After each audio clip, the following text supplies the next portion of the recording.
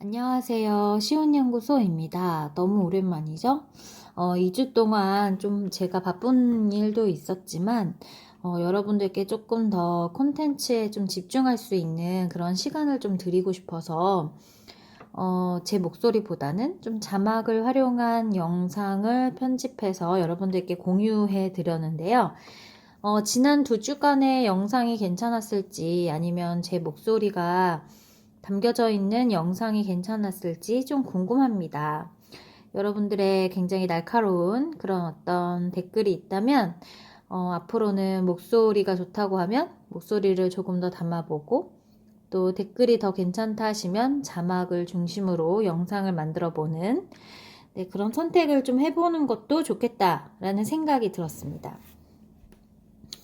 오늘 제가 여러분들께 소개시켜 드리고 싶은 영상은 굉장히 오랜만인데요. 디자인 띵킹에 관련된 프로세스에서 활용할 수 있는 워크 툴킷에 대한 이야기입니다. 제가 최근에 같이 이제 협업하고 있는 그런 어떤 기관이 이제 인천에 있는 어떤 교육청과의 어떤 연구 보고서를 같이 진행하고 있다가 알게 된 책인데요. 이 책은 마이클 루릭이라는 그 분께서 이제 그 이외에 또 패트릭 링크 그리고 레리 라이퍼 또도 같이 이제 집필하신 책이기는 한데 어쨌든 마이클 루릭이 굉장히 최근에 집필한 책입니다. 이 책은 우리가 현재 그 스탠포드 디스쿨에서 운영했던 디자인 띵킹 5단계를 굉장히 많이 활용하고 계시죠. 그래서 첫 번째 임펄사이즈랑 그 다음에 디파인 그리고 아이디에이트 그리고 프로토타입 그리고 테스트 이런 5단계를 많이 사용하고 계실 텐데 여기에서는 7단계를 이야기하고 있습니다. 그렇다고 해서 7단계가 굉장히 좀 특별하냐? 그렇지는 않습니다. 우리가 이 디자인 띵킹에 대해서 좀 알고 계신 분들은 느끼셨을 텐데 이 디자인 띵킹의 프로세스는 우리가 흔하게 사용하는 그 교수 설계 모형들과 굉장히 맞닿아 있다라는 거를 알고 계실 겁니다.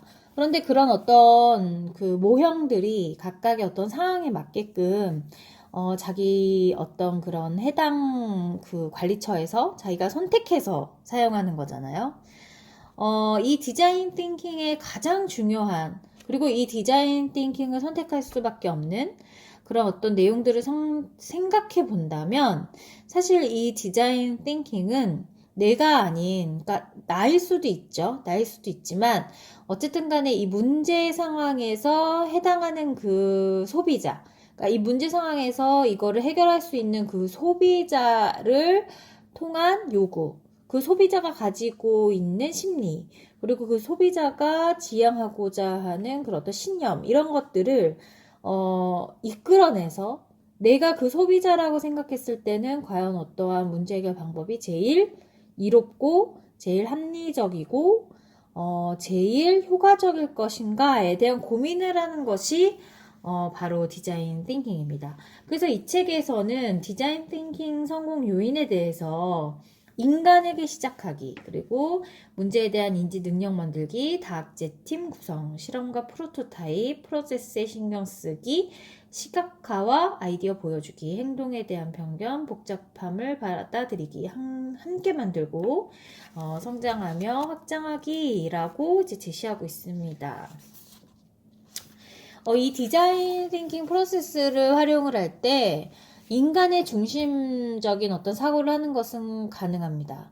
그런데 이 결과가 꼭 어떠한 이 어떤 문제를 해결하기를 바라는 그 소비자에게 100%의 어떤 만족도를 줄 수는 없습니다. 그런데 또 불구하고 디자인 띵킹 프로세스를 왜 선택을 하냐라고 한다면 우리가 실제적인 문제를 해결하기 위해서 너무 주먹구구식으로 문제의 어떤 단계들을 설정한 것이 아닌가? 그리고 또 기존에 그 기업에서 해왔던 전례들을 가지고 우리가 그 문제를 해결하고자 너무 낑낑한 건 아닌가? 또 기존에 기업에서 해왔던 그 문제들에 대한 프로세스가 정말 옳은 것인가? 정말 합당할까? 정말 어떠한 변화는 필요 없는가? 라는 질문을 했을 때 이 디자인 띵킹 프로세스를 통해서 그런 어떤 변혁을 꾀할 수도 있다라고 볼 수 있겠죠. 이 책에서는 디자인 띵킹을 5단계가 아니라 7단계로 제시하고 있는데요. 그래서 이해하기, 관찰하기, 관점 정의하기, 아이디어 발상하기, 프로토타입, 그리고 테스트하기, 그리고 회고하기까지 우리가 이제 볼 수 있는 어떤 그런 내용들이 있는데요. 제가 그 디자인 띵킹 그 스탠포드의 5단계와 감히 비교를 한다면, 프로토타입이 이제 그 디자인 띵킹 스탠포드에서 말하는 5단계에서 4번째 단계고 테스트하기가 5번째 단계라면, 이것과 비교했을 때 좀 차이점이라고 한다면, 맨 처음에 나와 있는 1단계인 emphasize라는 공감하기 단계에서 이해하기, 관찰하기가 이 2가지가 조금 더 따로 떨어져 있는 느낌. 그리고 define이라는 2번째 단계가 관점 정의하기로 이제 약간 재해석된 단계. 그리고 3단계가 아이디어 발상하기까지는 똑같고요. 추가로 마지막에 회고하기 단계가 있는 게 아닌가. 디자인 띵킹은 이 테스트하기 단계의 회고하기, 또 프로토타입 단계의 회고하기가 포함되어 있기 때문에 좀 추격적으로 제시되어 있는 게 아닌가라는 생각이 들었습니다. 사실 앞에서 너무 길게 얘기한 이제 감이 없지 않은데, 제가 그래도 이 책에서 말하는 디자인 띵킹 7단계를 이렇게 조금 간략하게나마 보여드리려고 합니다. 그런데 제가 진짜로 이 책을 이제 여러분들께 좀 소개하고 싶었던 이유는 다른 것이 아닙니다. 이 디자인 띵킹의 어떤 퍼실리테이터로서 이 디자인 띵킹 프로세스를 이끌어가기 위해서는 그 참여자, 이 디자인 띵킹 프로세스에 참여하고 있는 참여자들에게 질문을 던질 수 있어야 되는데요. 그런데 그 질문을 어떻게 던져야 하는가에 대한 또 고민을 할 수 있습니다. 그럴 때 이러한 이 책에 굉장히 많이 나와 있는 그 어떤 기법들에 대한 예를 좀 잘 알고 있다면 우리는 그 적재적소의 상황에서 질문을 던질 수가 있을 겁니다. 그래서 182페이지 같은 걸 가지고 이제 좀 예를 든다면, 여기 지금 181페이지죠? 1페이지에서 나와 있는 것은 블루오션 도구 구매자 유틸리티 맵입니다. 굉장히 좀 생소하죠? 기법의 사용 방법은 나는 새 제품 또는 서비스를 경쟁업체랑 차별화하고 새로운 시장 기회를 얻고 싶다 할 때 좀 사용할 수 있다는데요. 그런데 이 어떤 기법들을 어떻게 사용하느냐라고 좀 자세하게 본다면, 또 이렇게 볼 수 있습니다. 이렇게 볼 수 있는데, 템플릿의 순서를 본다면, 증가, 감소, 그리고 제거, 창조가 있습니다. 증가는, 이전 업계의 표준보다 훨씬 더 높게 제기될 수 있는 요소가 무엇인가에 대해서 생각하는 것이고, 감소는 그와 반대로 이전 업계 표준보다 훨씬 낮게 제거될 수 있는 요소, 제거는 아예 없애야 될 건 뭔가, 창조는 여기서 더 만들어져야 될 것은 무엇인가에 대해서 그냥 얘기하는 것이 아니라 구매자의 어떤 경험의 6단계를 통해서 현재 산업에 초점을 둘 건지 블루오션을 제한할 건지를 표를 통해서 앞에서 우리가 고민했던 증가, 감소, 제거, 창조의 어떤 질문의 내용에 대해서 생각하면서 이것을 좀 평가하는 그런 겁니다. 근데 이런 기법들을 배웠을 때 과연 우리는 어떤 도움을 줄 수 있겠는가라고 한다면 그 토론의 참여자, 그리고 이 디자인 띵킹 프로세스에 참여하고 있는 사람들이 뭔가 고민을 하고 있긴 한데 그에 대한 아이디어를 떠올리기 되게 어려워한다면 우리는 이 기법을 생각하면서 그러면은 그 상황에서 우리가 더 기존에 우리가 가지고 있는 그런 어떤 증거들보다 조금 더 높게 생각한다면 과연 어떤 것들을 좀 제기할 수 있을까요? 어떤 것들을 조금 더 해보면 그런 어떤 우리가 생각하고 있는 증거보다 더 높은 효과를 볼 수 있을까요? 이런 질문을 던지는 그 단어의 하나하나, 그리고 맥락들, 이런 것들이 기존에 가지고 있는 우리가 지금 살펴보고 있는 이런 기법들에서 나온다는 얘기입니다. 네, 여기에는 나와 있지 않지만 제 이제 영상을 보면 뭐 평가 해결법도 있고 쌍비교 분석법도 있는데 그런 것들을 제가 여러분들께 소개시켜 드리는 이유는 그런 기법들을 정확히 알라고 하기보다는 그것들이 필요할 것 같은 상황에서 내가 이 참여자들의 어떤 참여를 몰입을 높이기 위해서 질문을 했을 때 이런 질문들을 활용하면 너무너무 좋겠다라는 어떤 예시들을 보여주는 것이다 라고 여러분들께 설명을 시켜드릴 수 있습니다. 이번에 제가 진행한 그 연구 보고서를 쓰면서 그 연구 보고서에서 혁신조망도라는 거를 활용을 했었는데 그래서 이 혁신조망도는 문제정의의 맥락에서 개별적으로 존재하는 것처럼 보이는 세계를 탐색해서 아이디어와 접근 방법에 대한 영감을 찾고 싶다.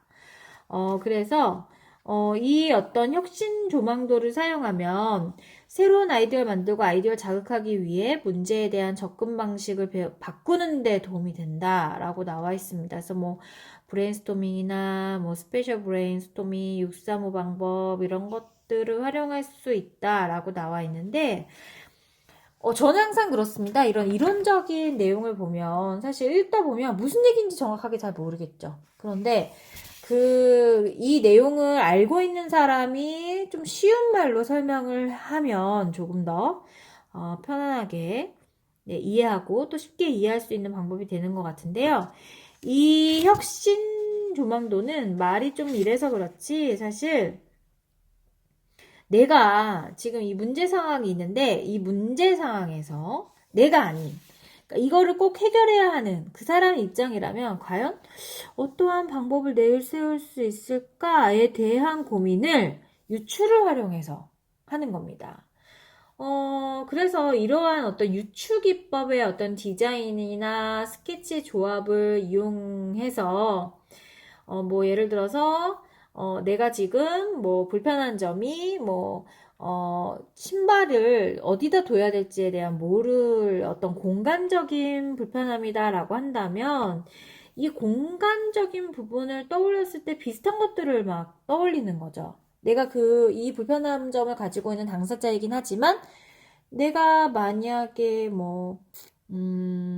강아지라면 강아지고 그리고 여기 있는 물건들을 좀 이제 강아지인 나조차도 좀 이 물건들을 좀 강아지가 활동할 수 있게끔 편안한 곳에서 위치해 놓는다면 나는 도대체 어떻게 할 수 있을까? 이런 식으로 이제 고민을 하는 것이 혁신 조망도라는 굉장히 좀 거창한 내용의 기법이 되겠습니다. 또 여러분들께 보여주고 싶은 것 중에 하나는 공감지도입니다. 이 공감지도는 이런 것입니다. 사용자에 대한 관찰과 테스트로 얻은 통찰을 기록하고 사용자와 공감하기 위해서 다른 어떤 관점에서 사용자를 바라본다라는 거고요. 그리고 이 어떤 도구에 대한 유용한 정보로는 공감지도는 공감 대상 그룹을 분석하기 위한 도구다. 그러니까 이론적인 것만 봤을 때는 사실 무슨 내용인지 잘 모르겠지만 템플릿을 이렇게 보면서 확인을 할 때는 우리는 무슨 내용인지 알아들을 수 있습니다.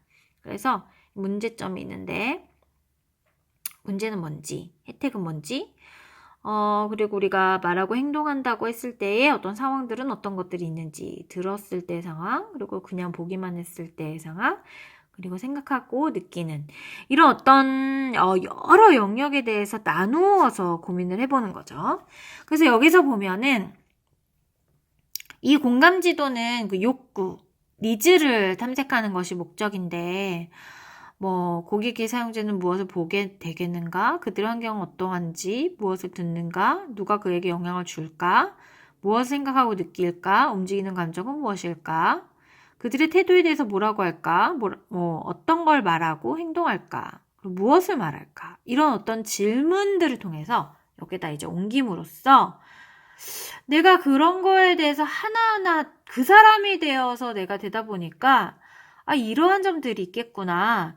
내가 그 사람이라면 이런 점들을 느끼겠어. 내가 그 사람들이라면 이런 것들을 듣겠네. 이런 것들을 보겠네. 이런 것들을 말하고 행동하겠네.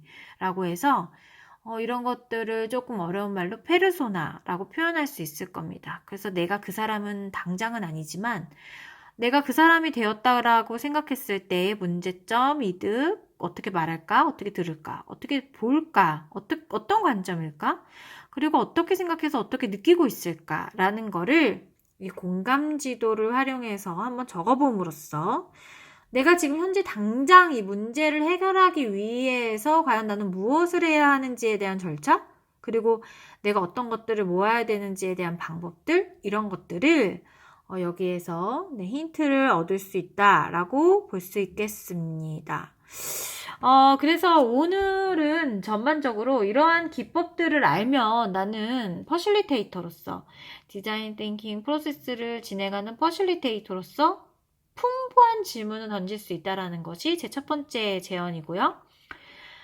그리고 두 번째는 이러한 어떤 공감 지도라든지 혁신 조망도라든지 이런 것들을 안다라는 것은 내가 어떤 문제 해결을 하는 데 있어서 애매모호하게 그것에 대해서 계속 고민을 하는 시간을 보내기보다는 조금 더 체계적이고 방법론적인 방법으로 그 안에 들어가서 내가 꺼집어낼 수 있는 아이디어를 최대한 끄집어내는 데 있어서의 어떤 효율성을 버는 일이다 라고 저는 여러분들께 소개시켜 드리고 싶습니다.